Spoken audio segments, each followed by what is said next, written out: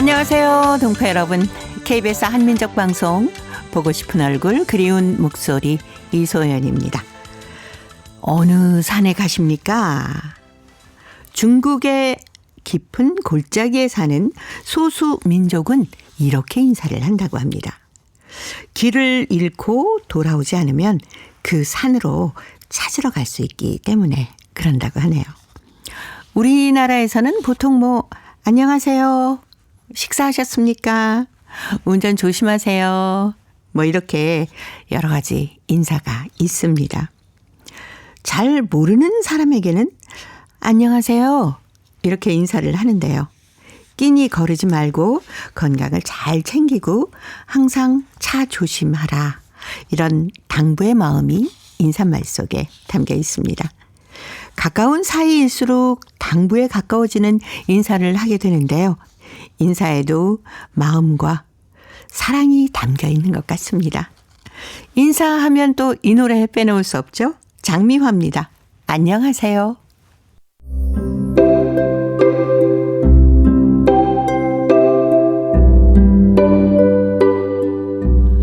동포 여러분의 편지 사연으로 함께하는 시간입니다.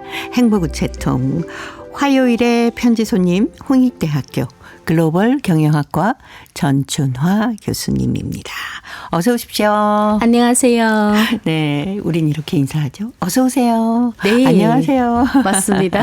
예뻐지셨네요. 그리고 또 요즘 잘 지내세요. 네. 보통 여성분들 만나게 되면 요즘 좀 날씬해 보이는데 요즘 반갑죠. 예, 그런 얘기를 많이 하고 얼굴이 환해 보이는데요. 예, 이렇게 그렇죠. 인사를 많이 하죠. 네. 근데 중국의 어느 소수민족이 어느 산에 가십니까? 이렇게 인사를 한다고 그래요. 네. 어떻게 보면 뭐라고 할까?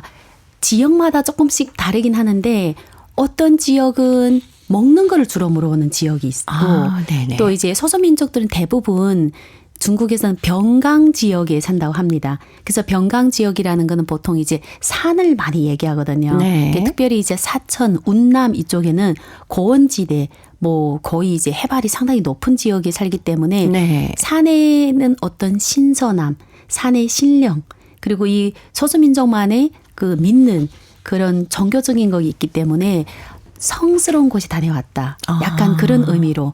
그래서 제가 있는 지역은 동북 삼성인데 교포들 빼고도 한족 위에도 회족 그리고 이슬람교를 믿는 다른 이렇게 다양한 민족들이 있는데 인사할 때마다 다 다르게 인사를 하게 됩니다. 네. 어릴 때는 항상 화장실도 사실 공공 화장실 쓰거든요. 네. 자기 집이 아니라. 예. 근데 밖에서 만나게 되면 화장실 안에서 물어오는 게 음식 얘기를 해요.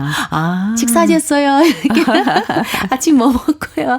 네. 어릴 땐 그게 되게 신기했거든요. 이런 화장실 안에서 이런 얘기를 하나. 근데 그 시절에는 음식이 굉장히 중요한 생활의 그렇죠. 부분이니까 예. 그렇게 얘기 나눴다고 그래서 합니다. 저희도 윗대로 쭉 올라가면 아이고 식사하셨습니까? 이게 인사였던 적도 많았거든요. 맞습니다. 그리고 또 방금 얘기했지만 산에 다녀올 때 우리는 운동 삼아 산에 가잖아요. 네. 산에 우리한테 음식을 나눠주는 곳이기도 하고 그렇기 때문에 어느 산에 다녀왔습니까? 이렇게 인사하는 소수민도 또 있죠. 예. 근데 가끔 엘리베이터를 타거나 보면은 모르시는 분인데 그냥 안녕하세요 하고 네. 인사해 주시는 분 계시지 않습니까? 네, 맞아요. 그러면 내가 먼저 할 걸 이런 생각이 들더라고요. 예, 맞습니다. 어떻게 보면 내가 잘 모르는데 네. 인사를 하면 그리고 사실 모른데도 인사하게 되면 나도 모르게 인사를 같이 하잖아요. 그렇죠. 그럼 기분이 좋아지는 거예요. 그럼요. 네. 예. 그래서 작은 인사지만 누구한테는 사실 하루에 정말 기분 좋은 시작이 네. 될 수 있기 때문에 인사 많이 하고 다니는 게 좋습니다. 예. 건강하십시오라는 것도 좋고 별일 없으시죠? 이렇게 묻기도 하고.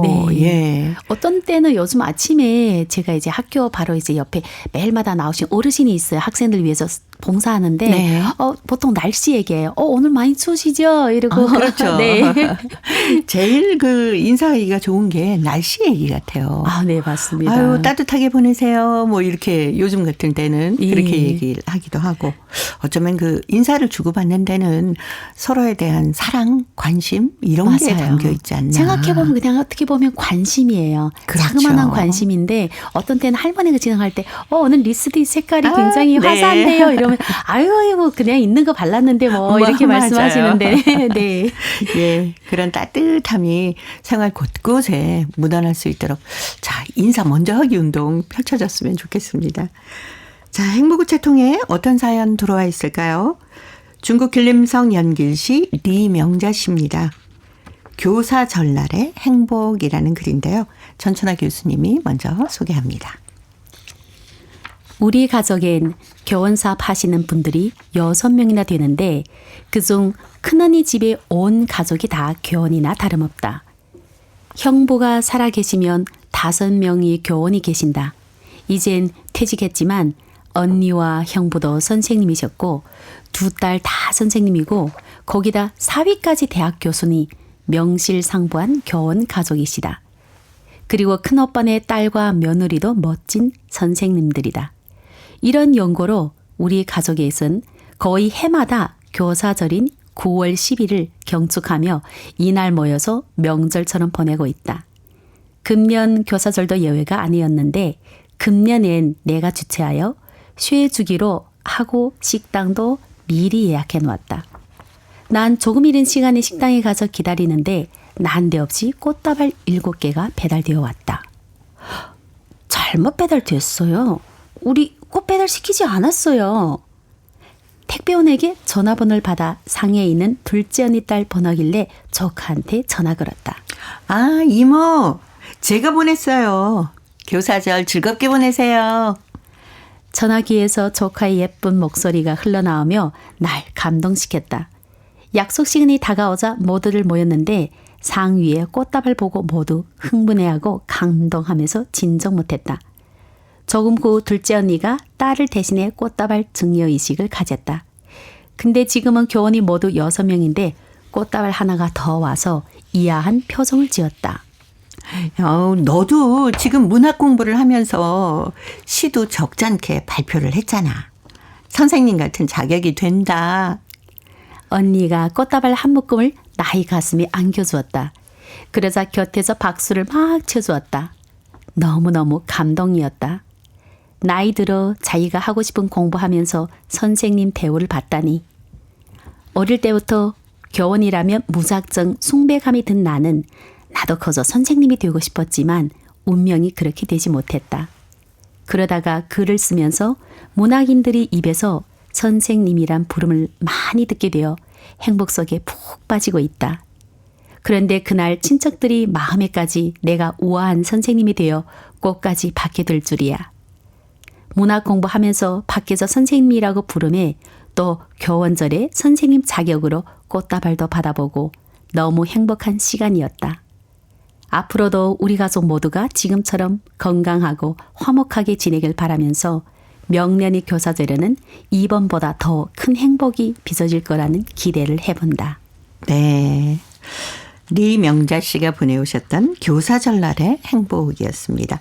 한국은 5월 15일이 스승의 날이잖아요. 네. 네. 근데 중국은 9월 10일이네요. 맞습니다. 네. 중국은 9월 10일에 교사절을 보내고 또 매년에 중국은 1학기가 9월 1일 날에 이제 네, 보통 시작을 하죠. 개학을 네. 하기 때문에 그 시작과 그냥 동시에 교사절을 지내는 풍경을 많이 볼 수가 있습니다. 그러네요. 그리고 이날은 교사하면 어떻게 보면 그 교사 이 사업에 헌신을 하는 선생님을 기념하는 날이기도 하고 네. 또 이미 졸업한 학생들이 아니면 현직에 지금 현재 다니고 있는 학생들이 선생님들한테 꽃다발, 카드 네. 그래서 이날은 굉장히 감동되는 일들이 많이 일어납니다. 그러네요. 근데 편지를 주신 리명자 씨 가족이 선생님 집안이에요. 그러니까 저도 네. 이제 보면서 온 집안이 네. 거의 다 이제 선생님이시니까 그 풍경을 이제 이해할 수가 있습니다. 저희 그렇죠. 집도 이제 선생님 많거든요. 네. 5식구 중에서 4명이 이제 선생님이시고 예. 그리고 이제 남동생의 이제 와이프도 그 결혼 전에는 일본어를 가르친 선생님이다 보니까 네. 저희들 집 모이면 좀 재밌고 전화 오게 되면 네네. 전 선생님 찾는다. 우리 집 전 선생님은 3명이 있으니까 어느 전 선생님 찾느냐. 그렇죠. 네, 그래 에피소드도 있습니다. 예. 중국에서는 이 선생님이 우리나라도 그렇습니다마는 인기가 좋은 직업인 것 같아요. 네, 어떻게 보면 선생님이 직업은 안정적인 직업이기도 하고 네. 또 이제 특히 가르치는 일을 하기 때문에 네. 존경받는 직업이면서 사회에서 인지도가 좋습니다. 그러다 보니 선생님 집안이다 하면 그냥 어떻게 보면 편견일 수도 있는데 조금 교육학자 집안이니까 책을 많이 네. 읽겠구나. 그렇죠. 조용하구나. 네. 뭐 교양 있겠구나. 이런 생각 많이 가지고 특별히 여자분들이 보통 이제 선생님 직업을 가지고 있다 하면 좋은 신부감으로도 굉장히 맞습니다. 네, 그런 대우를 받고 있습니다. 예. 특히 또 이날은 리명재 씨에게 문학 공부를 하고 밖에서 선생님 소리 들으니까 너도 선생님이야 하고 꽃다발을 언니가 안겨줬잖아요. 네. 이것도 얼마나 큰 기쁨이었을까 싶어요. 사실 저희들 선생님 하면 교사 자격증을 받고 어느 학교에 네. 소속으로 되어 있는 선생님도 네. 선생님이지만 우리가 인생을 살아가면서 보면 사실 저희들 어떤 때는 꼭 선생님한테 배우는 것뿐만 아니라 옆에 누군가한테 영향을 받을 때가 있잖아요. 그런 분들도 사실 인생이 스승이고 또 어떻게 보면 문학과 학문을 또 하고 있다고 보니까 그 소속에 있는 협회나 거기에서 많은 회원들한테 선생님으로서 가르침을 하고 있지 않을까 싶어서 사실 이런 분들이 어떻게 보면 더 큰 선생님이라 볼 수도 있으니까 선생님이라 봐야죠. 저도 어디 소속할 때 그분이 직업과 상관없이 배울 점이 있으면 네. 선생님이라고 부를 때가 많거든요. 그렇죠. 네. 예. 저도 우리 이제 초등학교 다닐 때 선생님의 영향을 받아서 방송인의 길을 택하게 됐거든요. 네. 그래서 교사가 주는 학생들에게 어떤 한마디 한마디가 그 인생의 진로를 결정할 수 있기도 하거든요. 그렇죠. 그리고 선생님 그 모습 자체가 나도 네. 저런 사람이 돼야지 이런 그렇죠. 것도 있고 또 선생님이 칭찬을 해주는데 너는 이런 재능이 있어. 그때는 어떤 칭찬인지는 모르겠지만 정말 긍정적인 영향을 네, 받아서 네. 나는 어학에 소질이 있을까? 저는 사실 제가 좋아하는 선생님이 영어 선생님이었고 또 굉장히 아름다우셨어요. 네. 그 선생님이 너는 어학에 소질이 있어. 이 말 한마디에 나중에는 그렇죠. 첫 직업이 영어 교사가 됐거든요. 지금 생각해보면 삶의 지혜도 이제 영향을 네. 주고 여러 가지로 해주신 그리고 그 선생님 외에 나중에 사회 나와서 또 굉장히 네. 영향을 많이 주신 분들이 계셔서 선생님들 사실 돌아보면 굉장히 많습니다. 그렇죠. 예전에는 선생님의 그림자를 밟지도 않는다고 했었거든요. 그렇죠. 존경하는 어떻게 보면 네. 스승의 네. 날 이렇게 얘기를 하니까 그런 선생님들도 많이 기억나고 또 많이 더 있었으면 하는 바람이 큽니다. 네. 특히 요즘 같은 때는 그 한국이나 다른 지역으로 일을 하러 가시는 부모님을 대신해서 선생님들께서 아이들을 직접 집에 데리고 있으면서 가르치고 보호하고 이러면서 학교 보내지 않습니까? 네. 선생님의 역할이 훨씬 더 커진 것 같아요. 그렇죠. 특별히 그 부모가 이제 현지에 있지 않고 선생님한테 맡긴 그런 집은 선생님은 아이한테 사실 지식만 가르치는 거 아니라 지혜를 가르치고 아이의 좋은 습관을 가르치고 또 심지어 네. 집에서 밥까지 하게 되면 영양까지 다 책임지니까 정말 좋은 선생님 만나면 아이가 인생이 또 달라지고 물론 뭐 안 좋은 선생님이 있다는 건 아니겠지만 그래도 네네. 어떻게 보면 선생님 직업이 인생이 사람의 어떤 그 영혼을 네. 좀 밝게 하고 키워주는 그런 역할을 하니까 존경스러운 직업이기도 합니다. 예. 자, 리명자 씨. 선생님이 이제 선생님 이렇게 불리셔서 너무 행복하다고 하셨는데 행복이 뭐 별거겠습니까? 조경수의 노래 한번 들어보세요. 행복이란.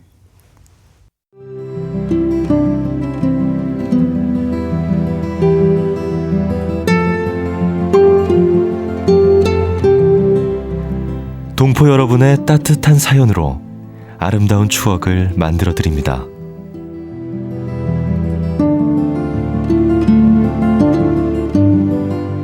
보내실 곳은 대한민국 서울특별시 영등포구 여의공원로 13 KBS 한민족 방송 보고 싶은 얼굴 그리운 목소리 담당자 앞이고요. 인터넷 주소도 알려드립니다. KBS 홈페이지 www.kbs.co.kr에 접속하신 다음 라디오 한민족 방송 보고 싶은 얼굴 그리운 목소리를 순서대로 클릭하신 다음 청취자 참여 코너에 글을 남기시면 됩니다.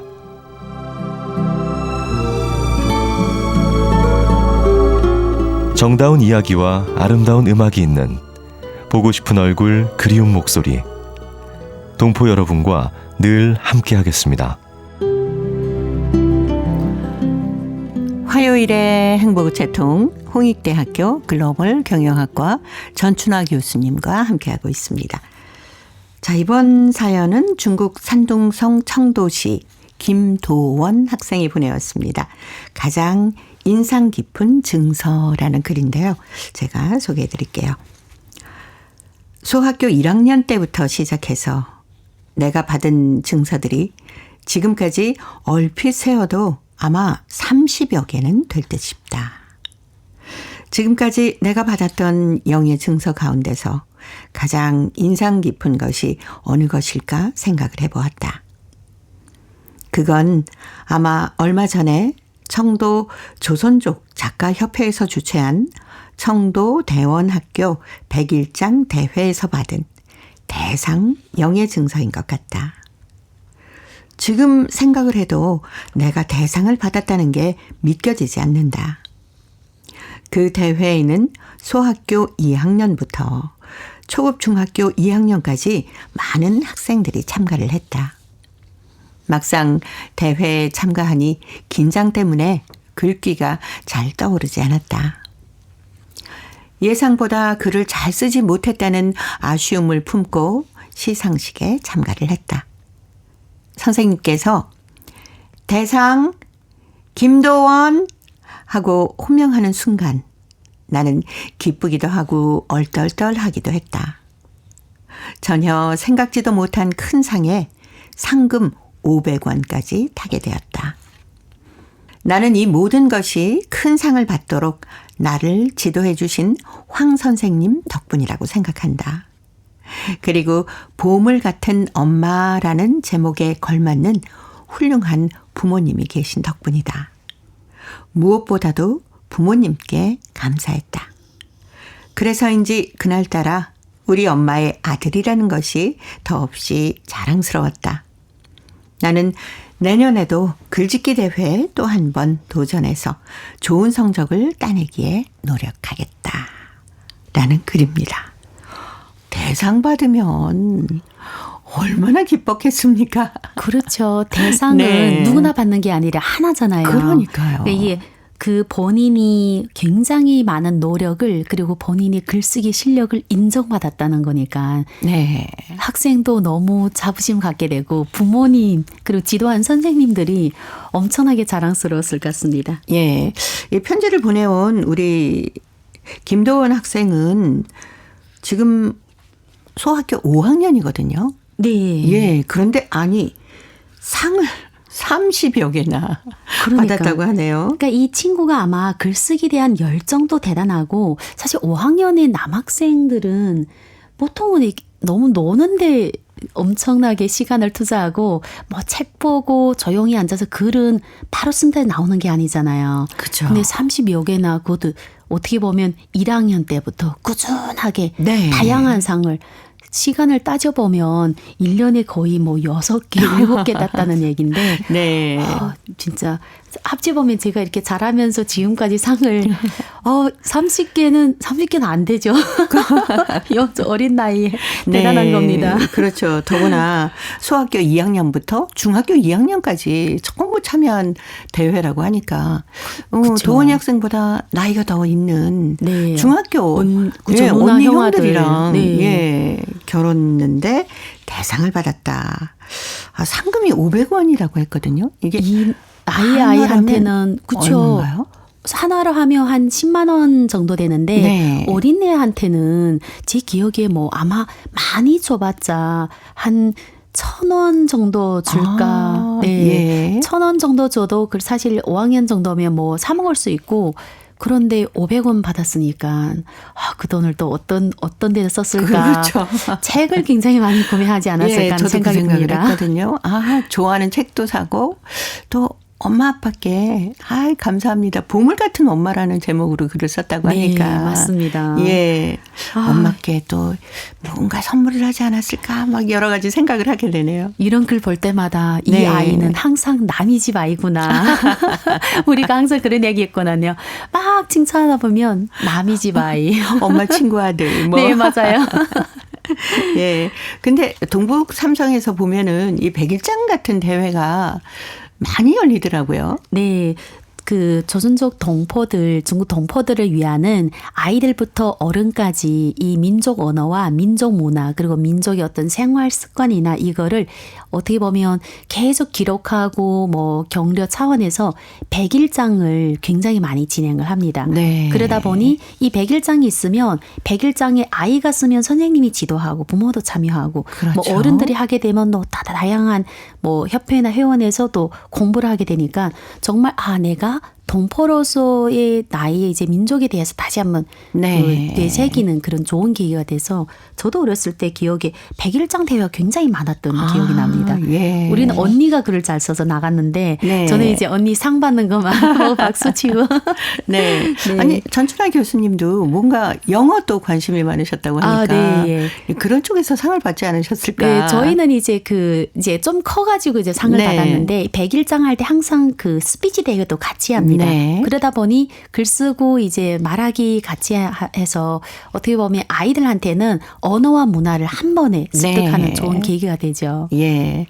특히 또 글쓰기 그리고 말하기 네. 이거는 함께 가야 아이들에게 훨씬 더 도움이 되는 게 아닐까요? 맞습니다. 그래서 저는 제 아이가 좀 글을 좀 쓰는 편이라서 네. 종종 상을 받아오는데 그걸 보면 이제 항상 흐뭇하면서 얘가 책에서 굉장히 많은 지혜를 얻구나 하는 생각이 많이 듭니다. 네.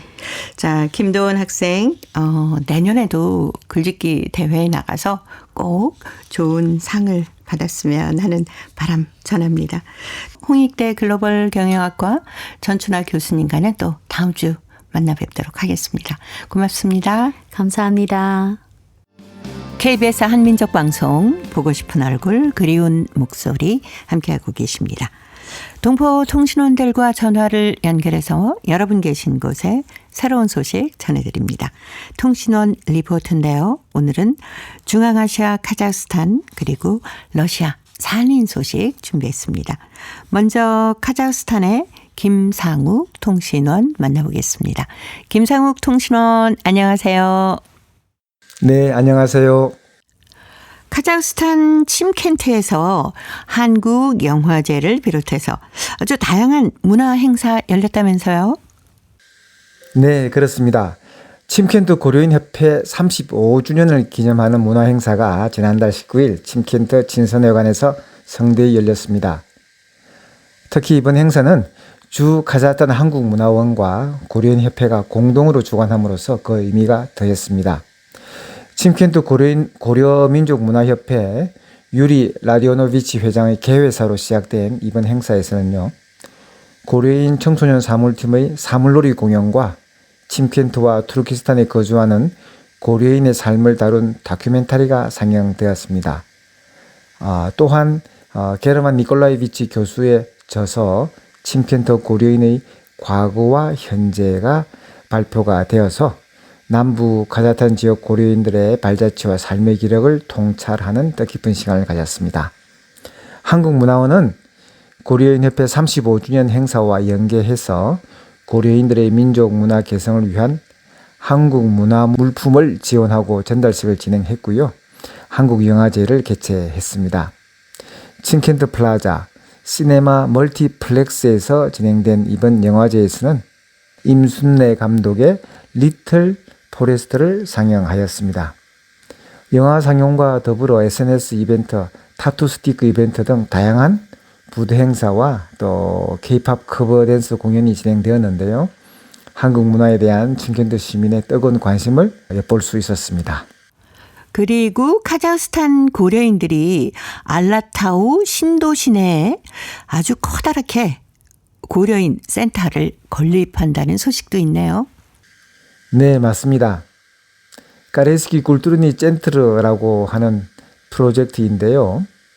지난달 10일 카자흐스탄 고려인 협회는 동포 단체장과 동포 언론인들을 모신 가운데 알마티 외곽 10헥타르의 땅에 2027년까지 고려인 복합문화공간 건립 계획을 발표했습니다. 최유리 고려인협회 원로자문회의 의장은 이곳은 1937년 강제주 당시 고려인들을 따뜻하게 맞아준 카자흐인들에 대한 감사의 마음을 상징하는 명소가 될 것이다고 말을 했습니다. 최 의장이 밝힌 계획에 따르면 고려인협회는 알마티 외곽에 건설되고 있는 알라타우 신도시 내에 한국과 카자흐스탄의 친선을 상징하는 우정의 종을 비롯해서 박물관, 그리고 야외 공연장, 한옥타운, 비즈니스 빌딩 및 한국 제품 전용 컨벤션 센터, 그리고 K 메디컬 센터 등이 들어서게 됩니다. 알라타우 신도시는 올해 5월에 알라타우의 마스터 플랜이 정부에 의해서 승인이 되었습니다. 전체 면적이 89,000헥타르로 인구 밀도가 카자흐스탄에서 가장 높은 알마티보다도 알마티가 68,000헥타르거든요. 이보다도 더 넓은 이 신도시의 건설과 추후 개발은 카자흐스탄 정부가 중앙정부가 직접 주도하고 있습니다. 네, 카자흐스탄 소식이었습니다.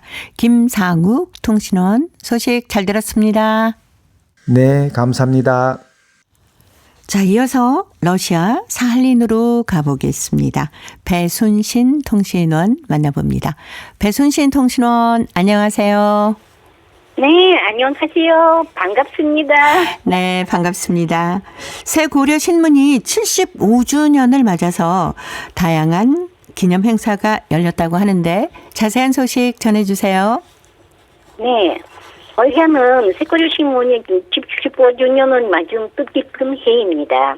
지난달 11일 윤사하딘스크 마약 앗 공고안에 자리 잡은 주미술 박물관의 전시관에서 새고려 신문 75주년을 맞아 글짓기, 사진, 공모전 발표 시상식이 열렸습니다. 새고려 신문사와 윤사하딘스크 한국 출장소 공동 주최로 열린 이번 행사는 약 60여 명이 참석했습니다. 에트나스 아동 예술학교 학생들의 가야금 연주로 막을 열린 다음 새고려 신문사 대표인 제가 1호에 3번이나 바뀐 배경을 비롯해 새고려 신문 역사와 현황에 대해 설명했습니다. 그리고 사할린 한글 신문을 초토부터 읽으신 지난 10월에 100도를 맞으신 이성기 할머니를 소개했습니다. 이날 러시아 외무성 블라디미르 노소프 유르노사칼린스크 대표와 유르노사칼린스크 한국 영사 출장소 박상태 소장이 새고려 신문 75주년을 축하하고 사할린에서 한글 한민족 문화와 전통 풍습 보급에 그리고 한로 관계 발전을 반영하는데 한민족지가 큰 역할을 해왔다고 강조했습니다. 또한 이날 러시아 기자동맹 사할린 지부 간부회를 대표한 베라 발투노바 위원은 새고려 신문과 동갑인 봉사 예식 사진 기자에게 감사장을 수여했습니다. 네. 그리고 새 고려 신문 창간 75주년을 기념한 이 사진 공모전하고 기념 글짓기 대회에서는 어떤 분들이 상을 받으셨을까요? 네. 새고려 신문이 공모하는 콩쿠르에는 사할린은 물론 모스크바, 블라디보스토크, 하바rovsk와 한국에 있는 사할린 동포들과 대학교 및 중학교 학생들이 참가했습니다. 러시아어 에세이 콩쿠르, 한국어 문해 콩쿠르, 사진 콩쿠르 세 가지 공모였는데 주제는 거의 비슷했습니다. 한민족 문화와 예술, 분습, 사할린 한인 역사, 그리고 사할린 한인 가족이었습니다. 러시아에서 올해를 가족의 해로 정한 만큼 이번에 가족에 대한 글을 기대했는데 이 기대가 억울되지 않았습니다. 러시아어 에세이 공모에서는 인천에 계시는 서명수 씨가 수상작 아빠로 1등을 차지했고요. 한국어 문예 창작품으로는 1위는 동포 2세인 75세의 김경순 씨가 나는 참 행복한 사람이란 작품으로 1등을 차지했습니다. 김경순 씨는 KBS 지홍숙에서 대상을 받은 적이 있는 분이거든요. 이날 에트나스 학교 학생들의 원화 전통무용과 K-팝 춤, 그리고 김팔령 씨가 불러준 사할린 날이랑 이날의 행사 분위기를 한층 돋구었습니다. 네. 네. 사할린 소식 여기까지 듣겠습니다. 배순신 통신원이었습니다. 소식 잘 들었습니다. 네, 감사합니다. 네, 고맙습니다. 올해가 새 고려신문이 75주년이 되는 뜻깊은 해입니다.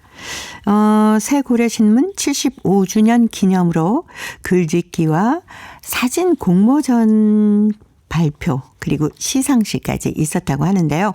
이번 행사에 약 60여 명이 참석을 했다고 합니다.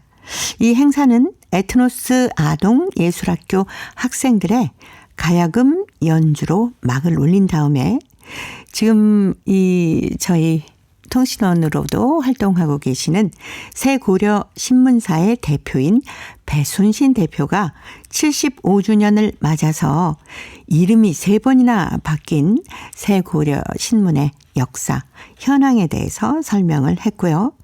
그리고 사할린 한글 신문을 첫 번째 호부터 읽으신 지난 10월에 만 100세가 되신 이손기 할머니를 소개하는 행사도 있었다고 합니다. 이 새고려 신문의 공모전 주제는 우리 가족이었는데요. 사진전에서 1등은 서명수 씨, 그리고 글쓰기에서 1등은 김경순 씨였다는 사할린 소식이었습니다. 자, 이제 퀴즈를 통해서 대한민국의 역사와 문화까지 배울 수 있는 퀴즈 한마당 이어집니다.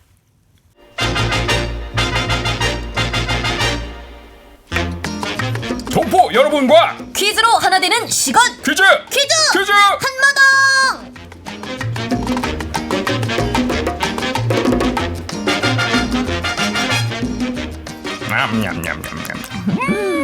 역시 올해 우리 집 김치맛 죽이는구만. 아유, 그렇게 맛있어요. 예예예. 둘이 먹다 하나가 죽어도 모를 정도로 맛있습니다. 아유, 예. 당신이 맛있으면 나는 됐어요. 김치에는 역시 수육이랑 소주지. 수육은 아직 멀었나? 아니, 아직 김장도 다 안 끝났는데. 다 끝나가잖아요. 아유, 그 수육 먹기 전에 당신이 해야 할 일이 있잖아요. 맞다. 이것 만들어야 되지 참. 그 김치동 묻을 땅은 다 팠어요? 아니 아직. 아유, 그러면 지금 이렇게 한가하게 김치 먹을 때가 아니네요. 아유, 금방 파. 아니, 땅 판 다음에 이것도 만들어야 하잖아요. 참 금방 판다니까. 아니, 내가 아무리 김장을 맛있게 해도 이것이 없으면 맛있게 못 먹는 거 알아요, 몰라요? 알죠, 알다마다. 올겨울 우리 집 김장 맛은 내 손에 달려 있소이다. 아이고, 알면은 얼른 이거 만들어요. 알았어요. 김장 다 하기 전에 끝낼 테니까 수육이나 맛있게 삶고 참 소주도 사오고. 어떻게 당신은 그렇게 제밥에만 관심이 있어? 나한테는 관심도 없으면서. 또 쓸데없는 소리 하고 있네 또. 제밥 말고 수육을 삶아야지 소주랑. 알았으니까 저거 얼른 이거나 만들어요. 예, 알겠어요. 영차! 땅도 참 시원찮게 파네. 영차!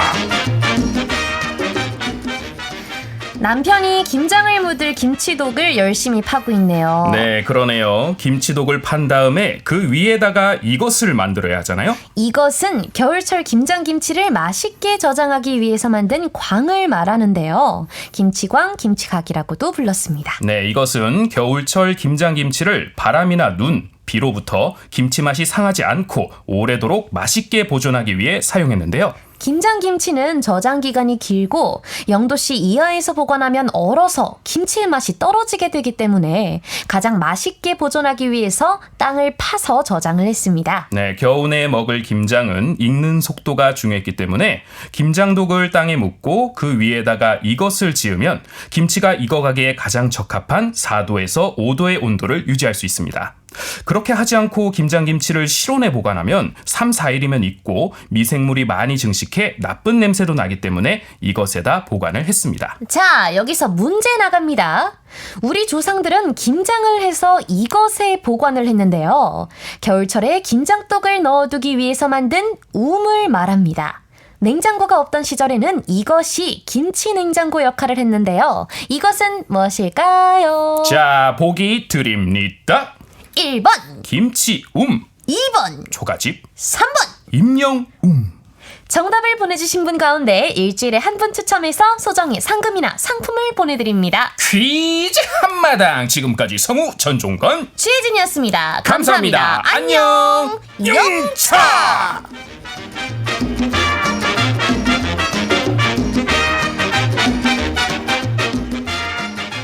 네. 하긴 뭐 제가 어렸을 때 저희 집에도 이것이 있었습니다. 김장을 할 때면 아버지가 땅을 이렇게 깊이 파셔서 김장독을 묻고요. 그 위에다가 이것을 만들었습니다. 저는 뭐 아버지 옆에서 잔심부름을 했었던 기억이 나네요. 저희 집뿐만이 아니라 집집마다 이것이 없는 집은 없었습니다. 냉장고가 없던 시절에 이것이 김치 냉장고 역할을 했으니까요. 추운 겨울에 여기로 김치를 꺼내러 갈 때는 싫기도 했지만 이것에서 꺼내온 김치는 정말 시원하고 아삭하고 맛있었습니다. 덕분에 초봄까지 맛있는 김치를 먹을 수 있었죠. 동포 여러분 계신 곳에는 지금은 아마 거의 없으실 것 같아요. 이것에 얽힌 추억이나 우리 집 김장, 또 김치 맛에 대한 이야기도 행복우체통으로 보내주시기 바랍니다. 정답은 KBS 홈페이지에 접속하신 다음에 라디오 한민족방송 보고 싶은 얼굴 그리운 목소리를 순서대로 누르시면은 청취자 참여란이 있습니다. 여기에 정답도 적어주시고 그리고 행복우체통에 사연도 많이 보내주세요. KBS 콩으로 정답을 보내실 때 정말 잊지 마시고 연락 가능한 전화번호도 남겨주시기 바랍니다. 여러분의 많은 참여 기다리고 있습니다.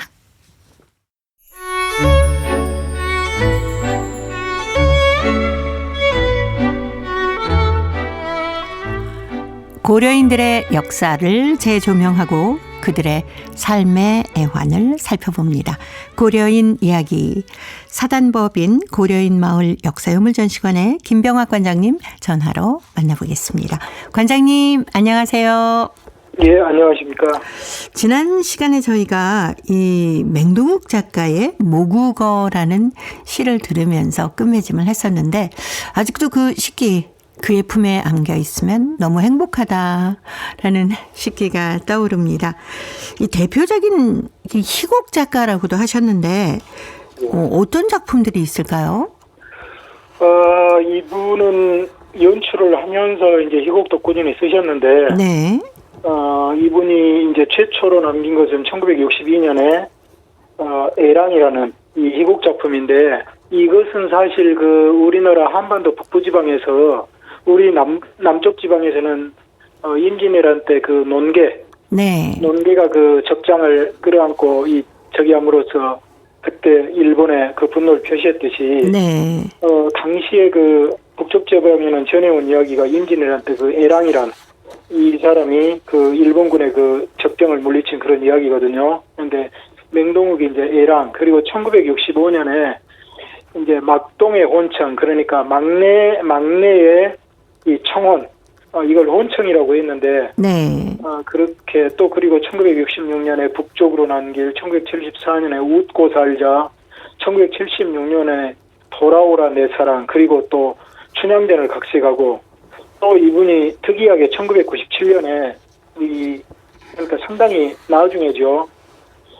위대한 부처님 도와주소서 이렇게 또 한 그 이 곡을 이렇게 해서 연극 무대에 올린 적이 있습니다.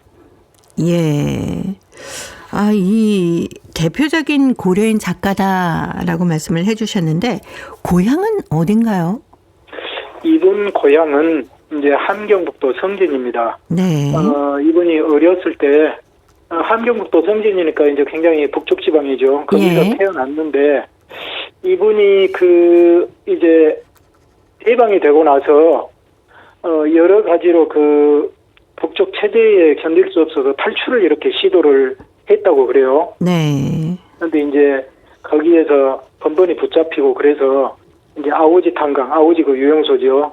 거기에 이제 어렸을 때부터 끌려가는 굉장히 그분도 어렸을 때부터 고난과 이런 고통의 삶을 사셨습니다. 그래서 이분은 일단은 함경북도 성진에서 이렇게 태어나셨습니다.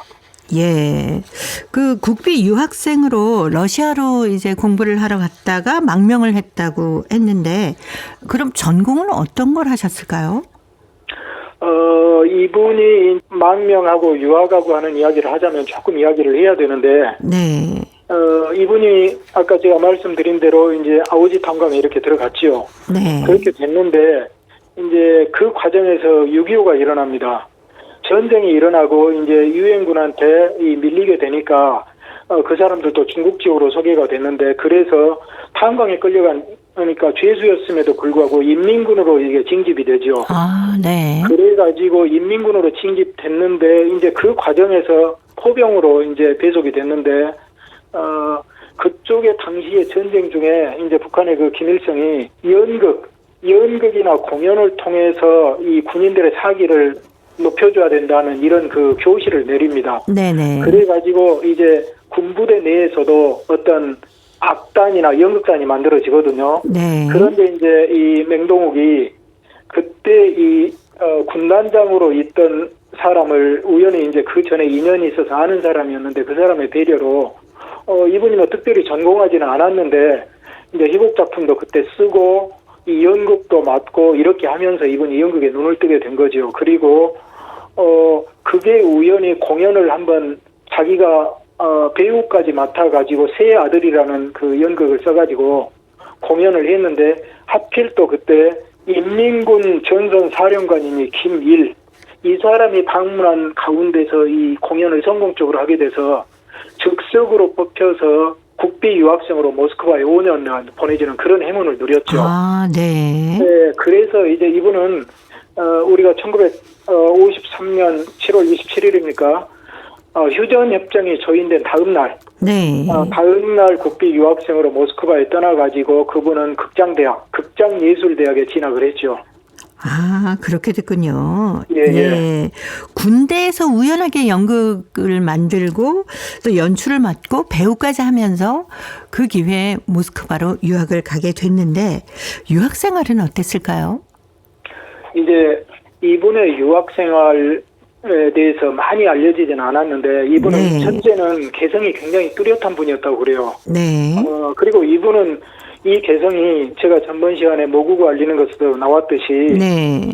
사실은 그래서 나중에 고려극장이나 카자흐스탄에 있는 독일극장에서 연출가로 일하면서 사실은 그쪽 배우나 그쪽이 관련자들하고 사실 다툼도 적지 않았습니다. 이분의 뚜렷한 주관이 있어서. 네네. 근데 이제 모스크바에 있는 극장대학에 유학 중에도 자기의 주관은 뚜렷했지만은 이제 이분이 누구보다 연극에 열정이 있어서 연출가로서 최고의 공부를 이렇게 잘 했는데, 네. 이제 정치적 사변이 일어나죠. 소련에는, 스탈린이 1953년에 죽고 1956년에, 2월에 후르시초프가 소련 공산당 전당대에서 스탈린 개인 숭배를 비판하고, 반대로 그런데 북한에서는 김일성이 개인 숭배를 시작을 하고, 그래서 이 과정에서 이제 갈등을 하다가, 이분도 이 불의를 참을 수가 없어서 이제 망명을 하게 된 거죠. 네. 그래서는 어떤 활동을 시작했을까요? 망명을 하시고 나서. 이제 당시에 이 유학생들이 망명했을 때, 네. 당시에 이제 후르츠초프가 집권했던 시기라 이분들이 생존할 수 있었죠. 해빙기가 그때 왔고 또 거기에서 나름대로 서방의 어떤 인권도 눈치를 보고 있었던 때여서 그래서 이분들이 망명이 허가가 됐는데 그때 소련 정부에서 받아준 것은 무국적 망명 허가입니다. 망명은 받아주되 국적은 주지 않겠다. 그래가지고 네. 또 당시 이분들이 모스크바에서 이렇게 학생들이 망명을 하면서 소란을 피우고 북한과 소련이 외교적으로도 굉장히 삐걱대거든요. 이 문제 때문에. 북한에서는 송환시켜라. 소련에서는 고민을 하다 결국 돌려주지 않고 그래서 이제 너희들은 모스크바에 절대 모여 있어서는 안 된다 해가지고 뿔뿔이 다 흩어놓죠. 네. 이때 이제 맹동욱은 이제 다른 곳을 거쳤다가 1961년 무렵에 이제 카자흐스탄에 이 고려인들이 많이 사는 곳 고려 극장으로 들어가서 이제 극작가 겸 이제 연출가로 일을 시작하게 됐죠. 네. 자, 그럼 고려극장에서 아무래도 활동을 하면 다른 분들하고 이렇게 활동도 같이 했을 텐데 어떤 분들이 활동을 같이 하셨을까요? 당시에 맹동욱이 망명에 왔을 때 대부분은 네. 이제 고려극장의 1세대와 이제 2세대가 막 이렇게 들어왔을 때죠. 어떻게 되냐면 네. 고려극장은 연해주에서 형성된 그 극장 그때 단원들이 그 1세대들이 다 극작가도 그리고 연출가 그리고 또 배우들이 그렇게 유지되고 있었고요. 또 1960년에 타슈켄트에 거기에도 이제 극장예술대학의 조선예술과가 1956년에 만들어져서 네. 10명이 60년에 졸업을 하고 고려극장에 막 배치가 됩니다. 바로 그 시기에 이제 맹동욱 작가가 들어가서 1세대들, 2세대들 그분들의 그 연출을 지도하면서 이제 고려극장이 좀 더 전문적인 극장으로 나아가게 하는데 크게 이렇게 초석을 놓으셨죠. 네. 혹시 그 맹동욱 작가를 보신 일이 있으신가요? 제가 본 적은 있습니다. 한 두 번 하는데요. 제가 말씀을 드려야 될 것이 제가 1992년에 카자흐스탄에 갔는데 네. 이미 맹동욱 작가는 거기 안 계셨어요. 아하. 이분이 1989년일 겁니다. 89년, 90년에 추방이 되셨죠. 네. 왜 추방이 되셨냐면 이분이 카자흐스탄 고려극장 또 그리고 독일극장 이런 데서 이 연출을 하면서 이게 마음에 안 들고 이게 아니다 하게 되면 이 정부 비판 모든 비판을 이분은 네. 참지 않으셨던 분이요. 그래서 네. 이게 사회 문제가 돼가지고 그때 카자흐 정부에서 72시간 내에 그래가지고 그분이 그래서 러시아로 이사를 가셨다가 그 뒤로 이게 몇 년? 4, 5년 지나서 이제 그게 풀렸어요. 그래서 그 뒤로 이제 알마티를 다녀가시고 해서 저는 그 뒤로 네네. 오시면은 이제 행사 때 이렇게 몇 번 뵙고 그렇게 했죠. 예. 자, 오늘 고려인 이야기 맹동욱 작가에 관한 말씀 나눠봤습니다. 오늘도 사단법인 고려인 마을 역사유물전시관의 김병학 관장님이었습니다. 다음 주에 또 뵙겠습니다. 네, 감사합니다. 네, 고맙습니다. 샤프의 연극이 끝난 후 끝곡으로 준비하면서 인사드립니다. 함께해 주신 동포 여러분 고맙습니다.